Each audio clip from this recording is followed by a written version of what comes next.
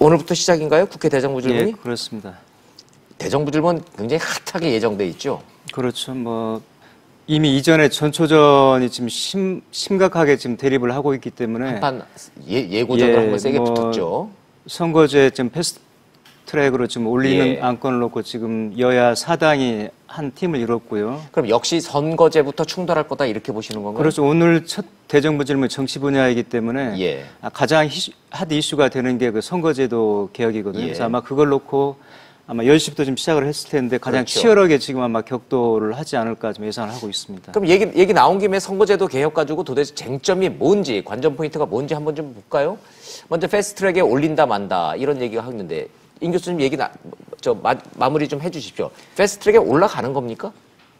지금 여야 사당은 단일안을 만들어서 올리겠다는 방향으로 가고 있는 거고요. 네. 여기에 대해서 한국당은 새로운 야합이다 하면서 지금 아주 적극적인 저지를 하겠다는 입장이죠. 근데 지금 여야 사당은 단일화를 만들었지만은 이걸 또 각자 자기 당에 가가지고 의총을 통해서 추인을 받아야 되는데 지금 집안 싸움이 좀 났거든요. 뭐 바른미래당 같은 경우는 만약에 그렇게 하게 되면은 탈당하겠다는 의원들도 있고요. 뭐 굉장히 격하게 지금 반응이 나오고 있고 민주평화당에서도 일부 호남에 그 기반을 두고 있기 때문에 지금 선거제도로 갔을 때는 호남의 7석 정도가 줄어들거든요. 줄어드니까. 총 28석의 지역구가 없어지는데 그중에서 호남 7석이면 작은 의석수가 아니죠. 그래서 네.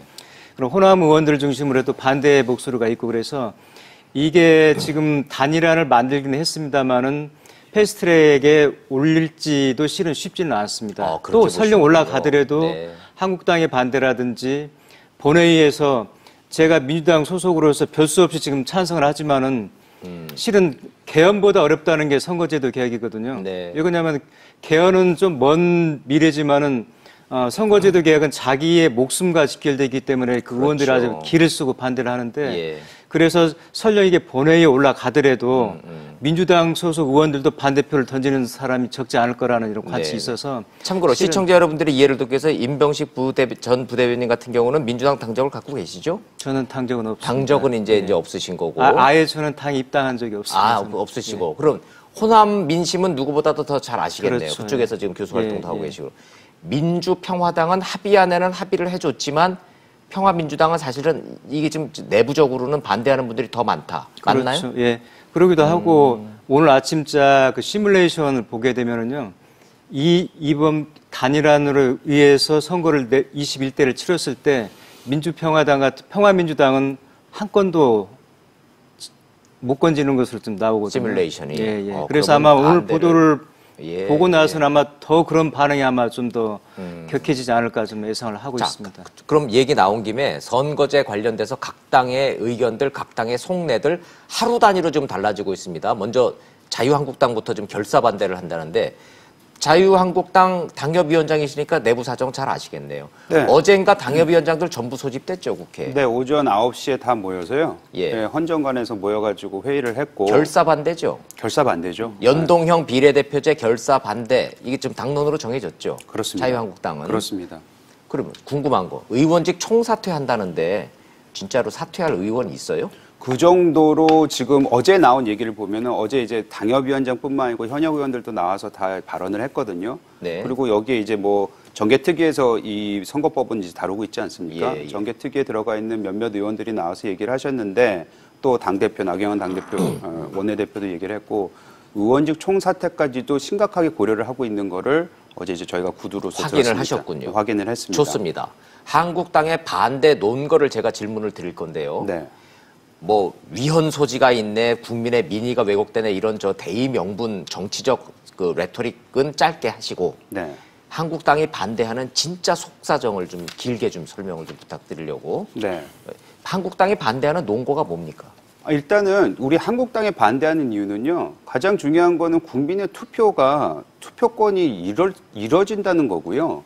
그다음에 가장 중요한 건 이거죠. 투표권의 사표를 줄이기 위해서 연동형 비례대표제 하자는 논리 아니에요? 아니요. 연동형을 하게 되면 또 다른 사표가 생깁니다. 오히려 사표가 더 생긴다? 그러니까 지금 사표가 있다고 주장을 해서 연동형 비례대표 제도를 얘기를 하지만 네. 연동형 비례대표 제도 지금 나와 있는 제도로 네. 설명하기 되게 힘들게 지금 복잡하게 되어 있는데요. 네. 그거를 해도 또 사표는 나오게 되어 있습니다. 아하, 왜냐면 이래나 저래나 결국 사표는 나온다. 그렇죠. 사표는 나오고요. 가장 중요한 건 지금 5개 당이 있는 거잖아요. 예. 그죠? 거기서 가장 이득 보는 거는 정의당밖에 없어요. 정의당. 네. 나머지 3개 당, 민주당 제가 아까 이제 당내에 무슨 여러 가지 좀 이견이 있다라고 말씀하셨는데 이건 바른미래당뿐만 아니고 지금 현재 그 민평당 얘기도 하셨고 민주당 내에서도 지금 굉장히 이견이 심한 걸로 알고 있거든요. 그러면 민주당은 왜 정의당 좋은 일에 이렇게 앞장서서 이걸 하자고 합니까? 저희가 주장하는 것은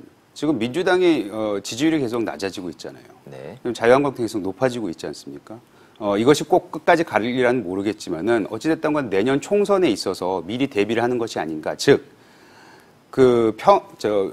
지금 정의당이 예를 들어서 의석수가 늘 거라는 건 여러 가지 시뮬레이션을 통해서 나와 있는데 어떤 경우가 됐든 정의당은 연동형 비례대표제를 하면은 무조건 남는 장사다. 여기에는 그렇죠. 이견 없으시죠? 여기에는 이견이 아무도 그 없는 걸로 계산에는 저는 알고 이견이 있습니다. 없어요. 네. 예, 좋아요. 그러면 정의당은 어떤 50%가 됐든 100%가 됐든 전국 단위로 하든 6개 권역으로 하든 정의당은 무조건 의석수 늘어난다. 무조건 남는 장사다. 그 좋아요. 남는 장사뿐만 아니고 그 남는 장사를 통해서 결국엔 교섭단체가 될 거라고 예상을 하고 있지 않습니까? 그렇죠. 교섭단체 되겠죠. 그럼 21대의 교섭단체가 됐을 경우에는 민주당과 같이 야합을 할 수 있다라는 것이 우리 당의 주장인 것이죠. 그러니까 자유한국당의 주장은 정의당을 교섭단체를 만들어줘서 속된 표현으로 민주당 이중대를 만들어서 전국을 이끌려고 하고 하는 꼼수가 숨어 있다. 이 프레임으로 지금 접근하고 있다고 이해해도 되겠습니까? 그렇죠. 그러니까 결국에는 아까 정치적 수사는 우리가 다 차지해 두고 실질적인 그 이유를 대라고 말씀하셨는데 오히려 정치적 꼼수는 민주당이 부리고 있는 게 아닌가.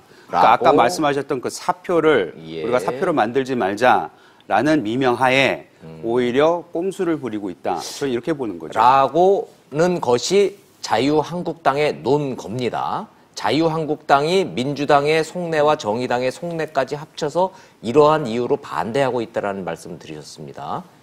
샵 3698 문자로 유료 문자로 이런 주장에 대한 의견 주실 수 있습니다. 차 교수님 중간자적 입장에서 좀 평가를 부탁드려야 되겠네요. 네.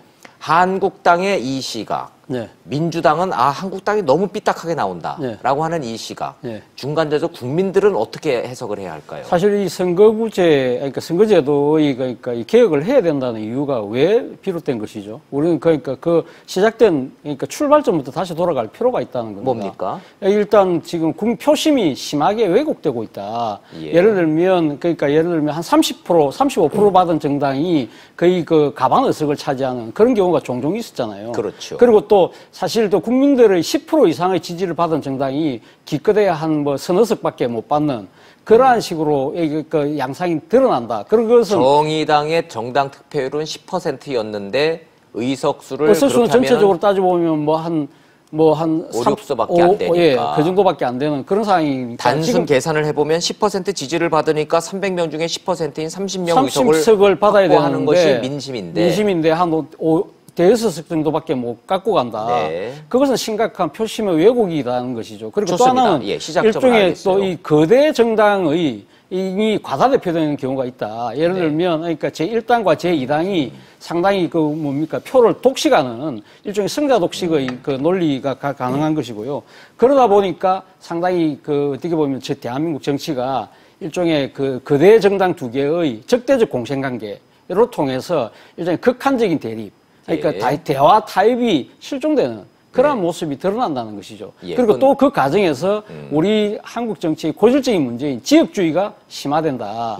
그런 측면에서 봤을 때 선거 제도는 이렇게 둬서는 안 되겠다. 그것이 일종의 국민적 공감 아니었습니까? 그래서 시작된 것이었고 제가 생각했을 때는 지금 우리 이재용 위원장님께서 한국당 입장을 그렇게 말씀하셨는데 지금 제가 지켜보는 입장에서는 일종의 그러니까 한국당도 일종의 기득권 지키기가 아니냐. 어차피 지금 한 30% 넘게 지금 이제 정당 지지율이 녹고 있다는 겁니다. 그런 상황이라고 한다면 조금만 더 하면 최소한 지금 원내 1당도 될 수 있고 조금만 더 분발하면 우리가 지금 가반도 갈 수 있겠다는 그러한 꿈을 갈 수 있는 것이죠. 그런데 지금 만약에 100% 연동형으로 한다고 한다면 어느 정당도 가반을 이룰 수가 없는 것이거든요. 그렇죠. 상당히 다당제 구조가 고착화 될 수밖에 없는 상황이다. 그런 상황이라고 한다면 우리는 앞으로 지금 3년 후에 정권을 갖고 와야 되는 입장인데 그러한 상황에서 과연 보수 재통합이라도 될까? 그리고 소위 말해서 반문재인 빅텐트를 치는 데 있어서 그것이 가능할까? 이런 생각을 할 수밖에 없다는 것이죠. 그런 정치공학적 생각이 또 분명히 깔려 있다는 겁니다.